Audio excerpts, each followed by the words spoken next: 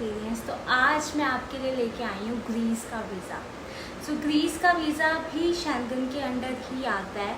Main बात ये होती है शेंगन की कि हमें 29 कंट्रीज़ का वीज़ा मिलता है। और 29 कंट्रीज़ के वीज़ा में क्या होता है कि हमें वो वीज़ा लेना होता है जिस कंट्री में हमको ज़्यादा स्टे करना है। सपोज़ हम फ्रांस जा रहे हैं एंड हम स्विट्ज़रलैंड भी जा रहे हैं। हम फ्रांस में 4 डेज़ रुक रहे हैं और स्विट्ज़रलैंड में 6 डेज़ रुक रहे हैं, तो आपको स्विट्ज़रलैंड का वीज़ा लेना होगा बिकॉज़ आप वहाँ पे ज़्यादा देर रुक रहे हैं। तो जो लोग ग्रीस जा रहे हैं या ग्रीस में ज़्यादा देर रुक रहे हैं उनके लिए ग्रीस का वीज़ा है। बहुत ही नॉर्मल आराम से वीज़ा मिल जाता है ग्रीस का।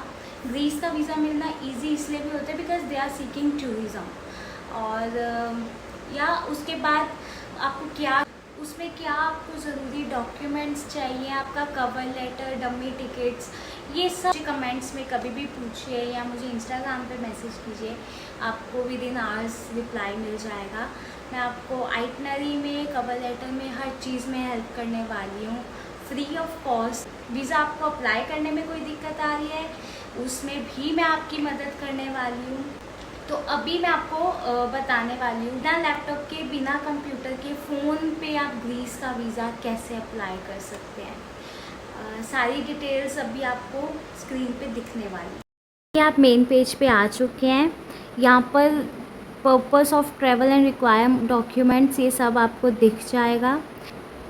रिक्वायरमेंट्स चेक करनी है तो आप यहाँ पे क्लिक कर सकते हैं क्या क्या रिक्वायरमेंट होने वाली है। यहाँ पर क्लिक करेंगे तो टूरिज़म आ जाएगा। अदरवाइज़ अगर आप बिज़नेस, विजिटिंग फॉर फैमिली या कल्चरल रीज़न की, sports, official, medical reason, short term study, airport transit, seafarers और लॉन्ग टर्म या नेशनल वीज़ा के लिए जा रहे हैं तो वो वहाँ पर आप क्लिक कर दीजिए जिस हिसाब से भी आप जा रहे हैं। सारी डिटेल्स आपको अच्छे से रीड करनी है बिकॉज़ क्या होता है कि अपडेट आता रहता है, अपग्रेड होता रहता है, तो कई बार हमें पता नहीं चलता है क्या इन्फॉर्मेशन हम मिस कर जाते हैं। तो सबसे पहले अगर हम बात करें फ़ी की तो शेंगन शॉर्ट टर्म स्टे है टाइप सी, उस पे 90 यूरो चार्ज करते हैं which is 9090 rupees in INR। और फिर अगर हम बात करें रिक्वायर्ड डॉक्यूमेंट्स की तो शेंगन वीज़ा के लिए ये सब डॉक्यूमेंट्स आपको चाहिए होते हैं, जिसमें सबसे पहले एप्लीकेशन फॉर्म चाहिए आपको शेंगन वीज़ा का जो फुली फिल्ड हो। मेक श्योर आप उसमें कोई भी गलती ना करें, पासपोर्ट के हिसाब से ही सारी डिटेल्स उसमें भरें। मैं अभी आपको सारी इन्फॉर्मेशन देने वाली हूँ उसके बारे में। एंड उसमें साइन कैसे करना है वो भी सब मैं आपको बताऊँगी। उसके बाद एक आपको पासपोर्ट साइज़ फ़ोटोग्राफ चाहिए, कलर्ड फ़ोटोग्राफ हो, वाइट बैकग्राउंड के साथ हो, अकॉर्डिंग टू रेलेवेंट स्पेसिफिकेशन होनी चाहिए ICAO के मुताबिक। वो मैं अभी आपको बता दूंगी कि आपको किस तरह से फ़ोटोग्राफ खिंचवानी है।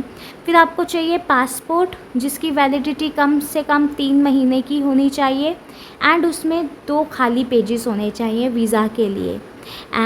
और अगर आपके पास कोई ऐसा पासपोर्ट है जो पहले इशू हो रखा हो तो आपको वो भी चाहिए साथ में। जितने भी आपके पुराने पासपोर्ट है आपको वो लेके जाने हैं। उसके बाद आपको इंश्योरेंस चाहिए जो कम से कम 30,000 यूरो की होनी चाहिए। अगर आप अपने मेडिकल इंश्योरेंस वाले लोगों से बात करेंगे तो उनको पता होता है कि वीज़ा के लिए कौन सी इंश्योरेंस चलेगी। अदरवाइज़ आप मेरे को इंस्टाग्राम पे मैसेज कीजिए, मैं आपको इंश्योरेंस दिलवा दूँगी। एक क्लियर फ़ोटो कॉपी चाहिए होगी, फ़ोटो स्टेट की जो कॉपी होती है पासपोर्ट के फर्स्ट एंड लास्ट पेज की। एंड जितने भी वीज़ा आज तक आपने लगवाए हैं उन सब की फ़ोटोकॉपी आपको करवानी होगी और उसको साथ में लगाना होगा। कवर लेटर चाहिए जो पूरा आपका विज़िट एक्सप्लेन करेगा आइटिनरी के साथ। मेक श्योर आपके कवर लेटर में आपके बिज़नेस की डिटेल्स भी मेंशन हो। अगर आप ऑनर ऑफ द बिज़नेस हैं वो भी मेंशन हो, अगर आप एम्प्लॉय हैं किसी कंपनी में वो भी मेंशन हो, अगर आप स्टूडेंट हैं तो वो भी अच्छे से मेंशन हो। कवर लेटर नहीं आता बनाना तो I will give you full knowledge कि आपको कवर लेटर कैसे बनाना है। आप मुझे इंस्टाग्राम पे मैसेज कीजिए, अदरवाइज़ कमेंट कीजिए। और अगर आपसे नहीं बन पाएगा तो मैं आपको free of cost cover letter बना के दूँगी। उसके बाद आपको डॉक्यूमेंट्स जो चाहिए, proof of means of transport जैसे कि फ़्लाइट रिजर्वेशन, रिटर्न और राउंड टिकट, अगर आपको पहले बुक नहीं करवानी है तो आप डमी टिकट्स भी बुक करवा सकते हैं। अगर आप शेंगन स्टेट्स में जा रहे हैं तो आपको इंटर फ्लाइट्स भी चाहिए। सपोज़ आप ग्रीस से जर्मनी जा रहे हैं तो आपको इंटर फ्लाइट या फिर इंटर ट्रेन टिकट चाहिए होगी, वो भी आपको दिखानी पड़ेगी। आप उसमें भी डमी टिकट बुक करवा सकते हैं।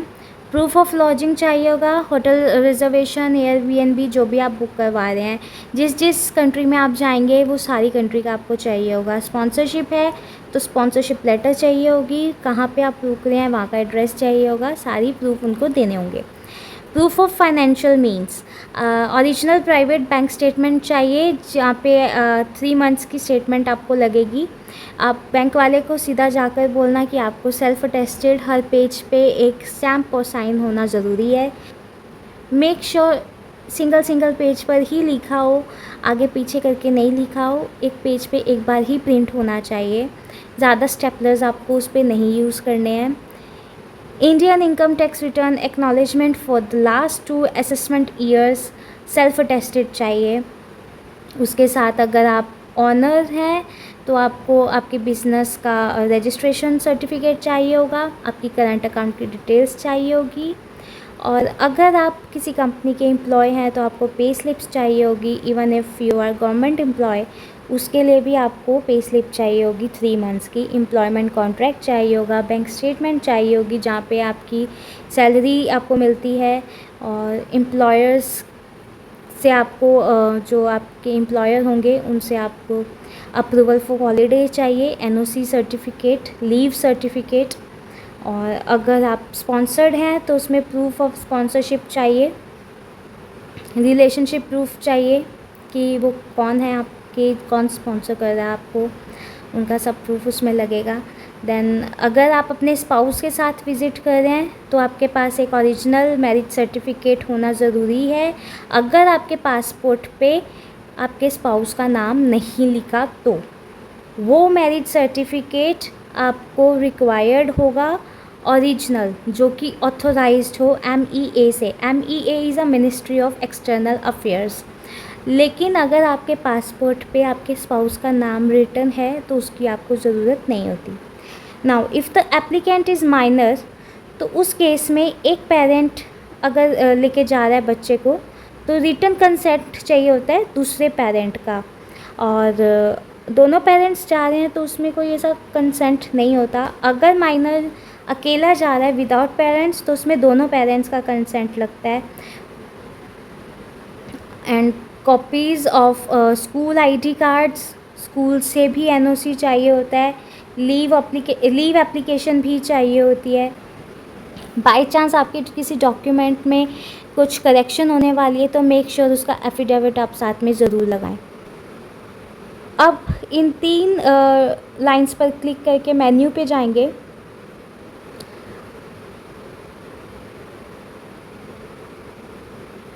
हाउ टू अप्लाई पे क्लिक करके डाउनलोड एप्लीकेशन। अब इस एप्लीकेशन पे हमने पेन से नहीं लिखना है, हमको इसी के बीच में लिखना है इसको डाउनलोड करके।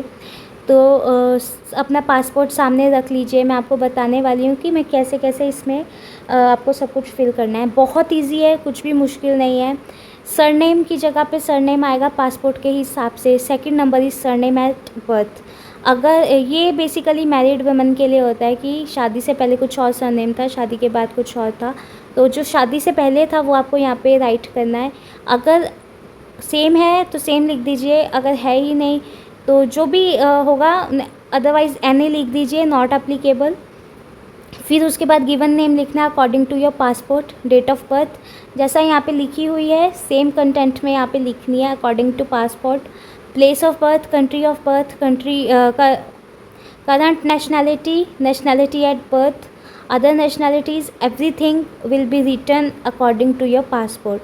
मेक श्योर बिल्कुल सही सही भरें, नहीं तो रिजेक्शन का केस पड़ सकता है। जेंडर लिखना है, मेल हो फीमेल हो या अदरवाइज़ जो भी हैं आप वो करिए। देन सिविल स्टेटस आएगा, उसमें जो भी आपका सिविल स्टेटस है आप यहाँ पे लिख दीजिए, मार्क कर दीजिए। देन अगर माइनर ज़्यादा है तो पेरेंट अथॉरिटी में लीगल गार्डियन का सरनेम, फर्स्ट नेम, एड्रेस और टेलीफ़ोन नंबर, ईमेल एड्रेस सब कुछ यहाँ पे लिखना है आपने। नेशनल आइडेंटिटी नंबर, आधार कार्ड नंबर होगा वो लिखना है। टाइप ऑफ ट्रैवल डॉक्यूमेंट, यहाँ पे आपके पासपोर्ट की बात हो रही है। नॉर्मली सबके पास ऑर्डिनरी पासपोर्ट होता है, पर अगर आपके पास कोई दूसरा पासपोर्ट है तो आप वहाँ पे टिक कर दीजिए अच्छे से पढ़ के।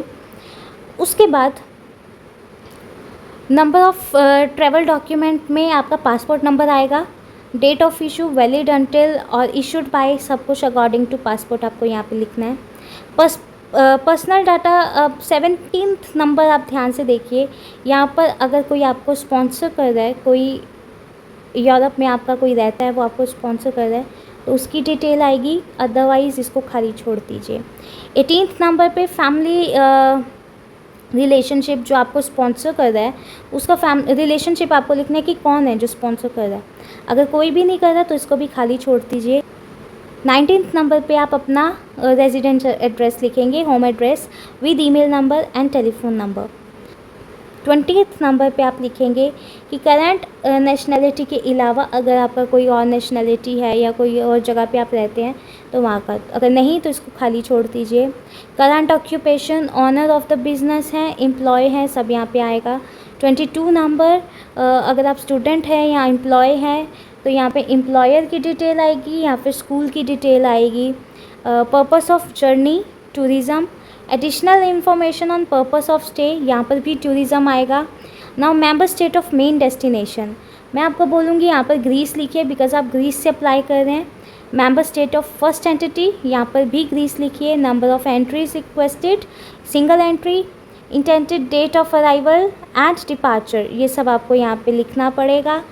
28th नंबर इज़, कभी पहले आपको अपने बायोमेट्रिक करवाई है तो आपको यहाँ पे वो लिखना है, अगर नहीं करवाई तो नहीं लिखना है। सपोज़ कभी आपने पहले ग्रीस का वीज़ा या शेंगन वीज़ा अप्लाई किया है तो आपको यहाँ पर लिखना है, वो नहीं किया है तो नो पे क्लिक कर दीजिए। Entry permit for the final country of destination, ये खाली छोड़ दीजिए। यहाँ पर आपको कुछ अगर आपको देना होगा तो आप दे दीजिए, नहीं देना तो नहीं दीजिए, कोई ज़रूरी नहीं है। देन उसके बाद आप कहाँ पे जा रहे हैं, किसके पास जा रहे हैं, तो यहाँ पर आप होटल का नाम, टेम्परेरी अकोमोडेशन लिख सकते हैं। उसके बाद एड्रेस एंड ईमेल, ये भी आपको अगर भरना है तो आप भरिए, नहीं भरना तो आपकी मर्ज़ी है। मैं कहूँगी अगर आपको यहाँ पर होटल का नाम लिख देंगे तो it will be better for you. Name and address of inviting, अगर आप किसी कंपनी की तरफ से जा रहे हैं तो यहाँ लिख दीजिए, अदरवाइज़ यहाँ पर भी नॉट एप्लीकेबल आएगा। 32nd number is, now 32 number पे cost of travelling and living during the applicant stay, तो जो भी आपको स्पॉन्सर कर रहे हैं या फिर अगर आप खुद कर रहे हैं तो आप by the applicant himself herself mean of support हो जाएगा। अगर कोई और कर रहा है तो वहाँ पर वो आ जाएगा बाय अ स्पॉन्सर, तो वहाँ पे आपको स्पॉन्सर के बारे में लिखना पड़ेगा कि who is the sponsor. Then उसके बाद आपको कैश में सब पे कर रहे हैं, क्रेडिट कार्ड से पे कर रहे हैं, प्रीपेड अकोमोडेशन है, प्रीपेड ट्रांसपोर्टेशन है, ये सब आपको यहाँ पे टिक करना है। उसके बाद surname and first name of the person filing in the application form, कौन आपका एप्लीकेशन फॉर्म कर रहा है वो उसकी डिटेल्स आपको यहाँ पे डालनी है। उसके बाद आपको इसका प्रिंट लेना है और यहाँ पर प्लेस एंड डेट लिखकर सिग्नेचर करने हैं। प्रिंट लेने के बाद बाकी सब कुछ इसमें आपको कंप्यूटराइज्ड और मोबाइल के थ्रू डालना है। एंड लास्ट में आपको इसका प्रिंट निकालने के बाद प्लेस एंड डेट लिख के सिग्नेचर करने हैं। तो इतना इजी था आपका ये फॉर्म भरना। तो मुझे कमेंट सेक्शंस में ज़रूर बताना कि आपको वीडियो इन्फॉर्मेटिव लगी या नहीं लगी, और अगर कोई भी दिक्कत है वीज़ा अप्लाई करने में या कोई चीज़ समझ नहीं आ रही है तो feel free to message me on Insta और ईमेल कर दीजिए या फिर कमेंट कर दीजिए, आपको रिप्लाई मिल जाएगा। एंड कोई भी कवर लेटर वगैरह कुछ चाहिए, आपको एजेंट्स को थाउजेंड्स ऑफ रुपीज़ देने की ज़रूरत बिल्कुल भी नहीं है। हर चीज़ आप खुद कर सकते हैं, कोई भी ऐसी चीज़ नहीं है जो आप खुद से नहीं कर सकते। आपको कुछ नहीं करना है, आपको वीडियो को लाइक करना है, शेयर करना है, सब्सक्राइब करना है, बिकॉज बहुत सारी अच्छी वीज़ा के रिलेटेड वीडियोज़ आपके तक आने वाली है।